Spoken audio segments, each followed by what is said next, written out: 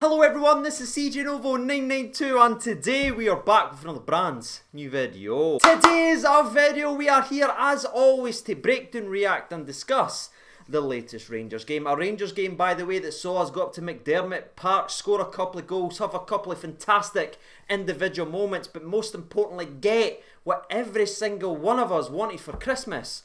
And that was all 3 points. Now I'm going to be brutally honest, ladies and gentlemen, I did actually plan to sit here wearing this and go all the way through today's video, but I've got to be honest on two things. One, it's very itchy, and two, I'm sitting here looking like a Christmas Hulk Hogan, so I think it's best for everyone for me to take that off and I'll learn for next year. Now I know how awkward this is going to be given how tin pot all that just was, but if you are new around here and you want to help the channel out, please consider hitting that subscribe button. It's free, doesn't cost you a penny, and it just helps us on our frickin' way. But regarding the game of football, ladies and gentlemen, I am sitting here with a massive grin on the nasher based on what I just saw from this Rangers team, because going into this game of football, whether we wanted to admit it or not, this was probably as tough as it could possibly get given the run that we are currently on. It's never easy up at McDermott Park, and in St Johnstone's run, yes, they are winless in the last 5, but as we broke down in yesterday's preview video, there's a draw at Parkhead there, there's a draw at Easter Road there. They have been a very, very tough team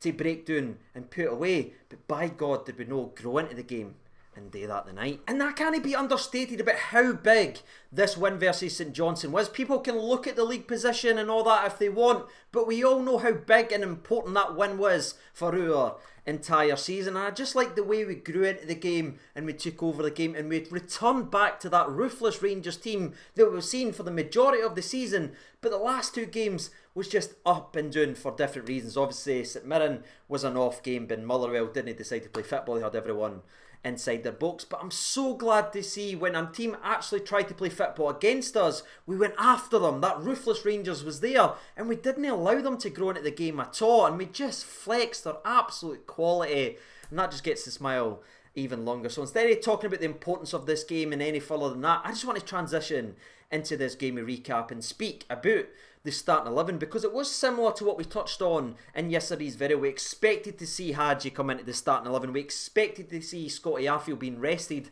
and I thought it worked to absolute perfection, because I know he's got his critics, young Hadji, but for me there is something really, really special there. Is he going to do it 10 times out of 10 times? No, or he'd be sitting at Real Madrid worth 200 million, people. We need to be patient with the laddie, because he will have his downs and he will have his mistakes, but when it goes right and when there's ups, he can win you a game and be very, very vital, and he was versus Motherwell, and I'm saying it right now, he was excellent again in this game versus St Johnstone. And with the boy Prince in the starting 11, it did see a little shake up in how we set up and approach this game versus St Johnstone, and it saw Kemar Roofe go down the middle, that traditional number 9, but if you watch that game of football, he was still drifting, going in and out and just being a headache for defenders, because he never stands still, he's never happy just being there, he wants to get involved in everything, and that's so damn vital. And I'm just looking at this laddie, right, and I don't know if you're going to slaughter me for this, but over the last season or two we've had moments where Jermaine Defoe's been in and we've loved his movement, his cleverness and that instinctive finishing to be in the right place at the right time. And on the other side we've had Alfredo Morelos, who can score a goal out of nothing. You can punt the ball up to him, he can hold defenders off, drag us up the park and score important goals. And over the last season or two we've had to kind of try and balance that, where one game is we've went with Jermaine Defoe, but then it's never really quite worked out because we needed a wee bit from Morelos. But the exact same when we've started Morelos, we've maybe needed a wee bit more finesse going forward with Alfredo. But I'm sitting here looking at Kemar Roofe now that he's fully fit and saying that he's kind of the perfect blend. He both of them, he's got the cleverness, the technique and the instinctiveness to be in the right space, but also he's as strong as an ox, can hold it up and bring others into play. And I'm just so damn impressed with how he's approaching these games of football, and he's vital to how we play, and the fact that he is kind of a mixture of both of them does open the doors for Gerrard and give us different options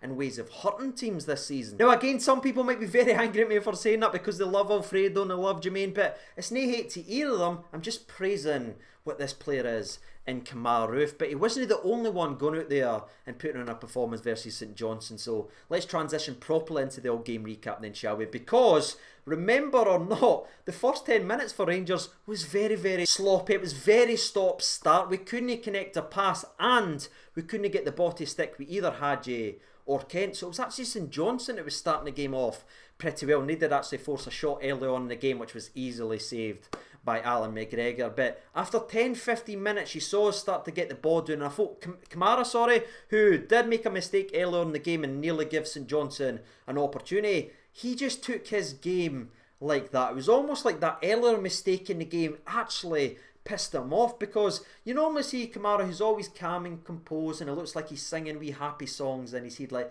la la la la la la la when he's playing football, but he just seemed a wee bit different tonight. After that mistake, he was getting on the ball, he was driving at people, he was getting stuck into people, and I like to see that for Glenn Kamara. Now, something else I like in the game of football, by the way, was the 22nd minute where Ryan Kent just gets stuck in to the St Johnstone play. Now, it is kind of a 50-50, but it's a bouncing ball, but he refuses to let the player win that easily and get the ball going. He gets stuck in, the ball eventually drops to Kamara, who again was playing angry at this point, and instead of maybe turning and passing to Tav on the right, or maybe cutting back and trying to find one of the centre halves, he just goes forward with the ball, and Kamara shows his cleverness because he takes one centre half, brings him all the way to the right hand side, creating more space for Kamara, who finds your man Hadji, who doesn't even take a second to hesitate. He rattles an effort, and it is spilled by the goalkeeper, right? And some people can look at that and be very negative about that, but instead I'm going to look at the positive. One,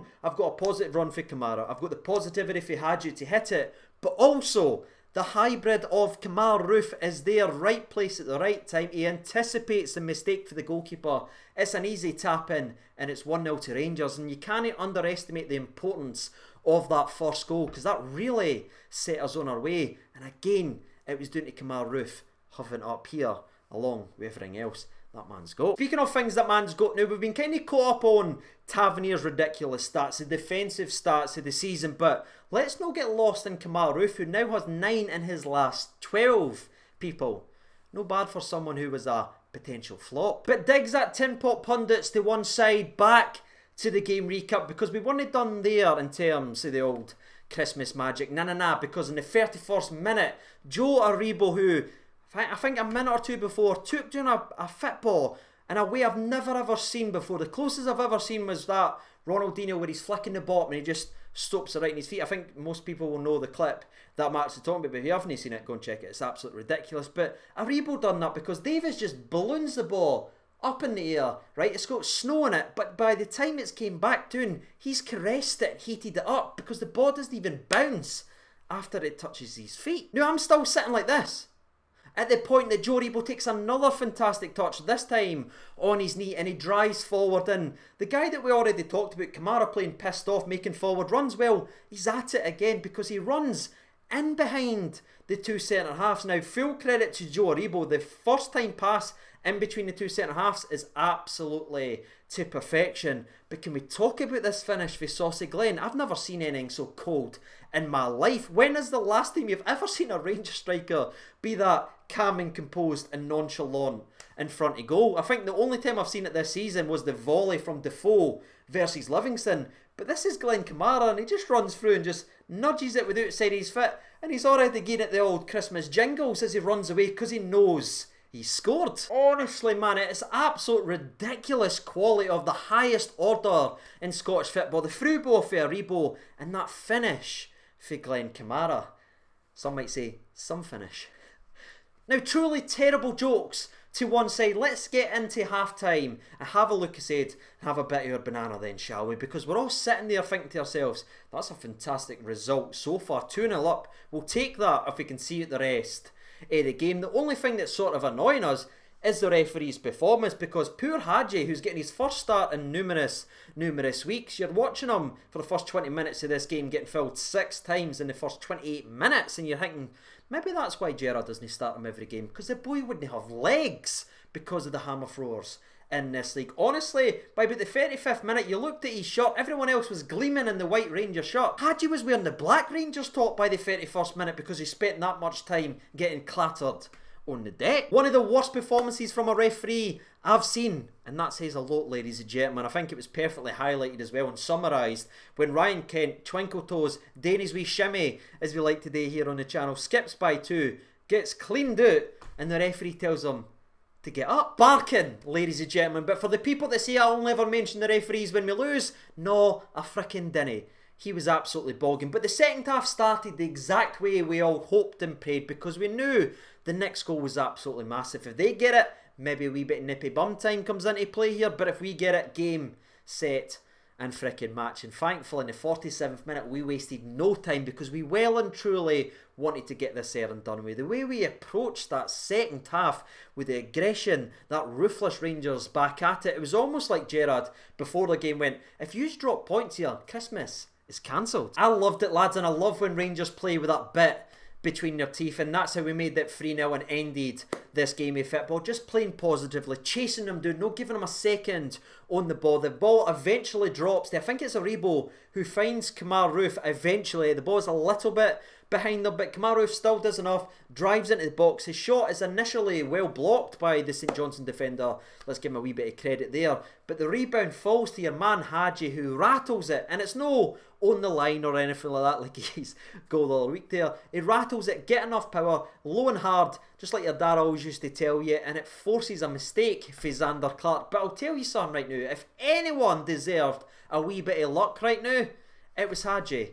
And he got it, and he was doing his bow and everything like that, and I'm just sitting there saying, this really is exactly what I wanted for Christmas. But as we all know, that was the last goal in the game, and that's how it finished. But it's important to speak about a couple of other incidences. The first one is going to be Alan McGregor having his moment. Again, we talk about it a lot on this channel, but there's one every single game, and in the 56th minute, after one of their through balls finally gets in behind the defence, Stevie Mate is one-on-one with Alan McGregor, and he rattles it. But Alan McGregor throws one of his shagger paws at it, and it's such a strong paw, it takes all the sting out of it, goes to our defence, we can get it cleared. But I wanted to mention that because it's great talking about goals and it's great breaking down that, but that's massive for McGregor, and that's why he's still the best in the country. Speaking of best in the country, by the way, Barisic was looking the best left back in the league once again, especially defensively, because McNamara, who he was actually up against on the right hand side for St Johnstone, is having a fantastic season and winning plaudit